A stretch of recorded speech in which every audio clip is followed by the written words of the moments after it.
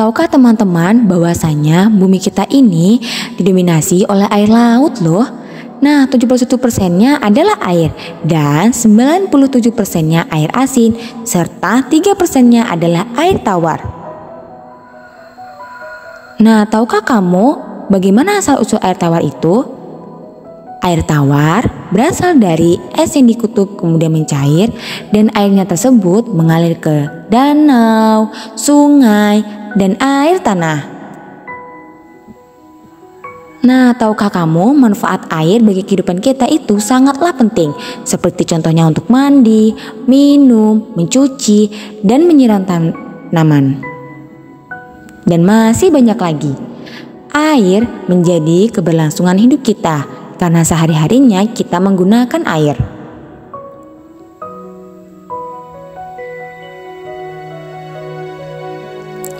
Nah, tahukah kamu apa itu siklus air? Mari kita simak penjelasannya terkait dari siklus air tersebut. Nah, ini dia. Siklus air adalah proses perputaran air yang tak pernah ada hentinya. Dimulai dari air yang naik ke awan disebut penguapan dan menjadi titik-titik awan yang biasa kita sebut mendung dan turun ke hujan disebut presipitasi. Nah, air naik ke awan disebut penguapan, kemudian membentuk awan mendung dan turunlah hujan.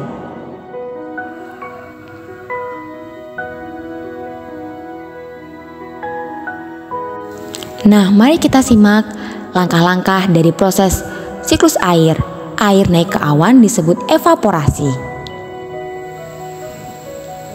Kemudian, air menyerap ke tanah disebut transpirasi yang bermanfaat bagi tumbuhan agar tumbuhan tersebut tumbuh subur.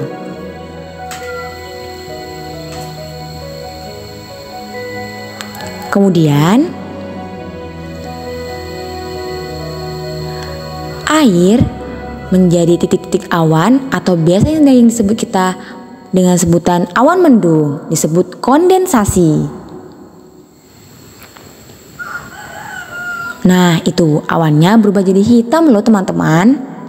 Kemudian ketika awan sudah menggendut berwarna hitam, turunlah air hujan.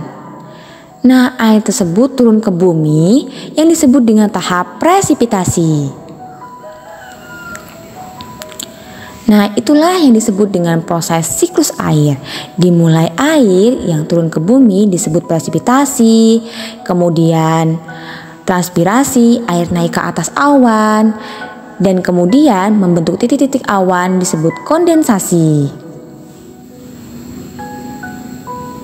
Nah, itulah proses dari siklus air, yang dimana air itu tidak ada habisnya dan selalu ada siklus.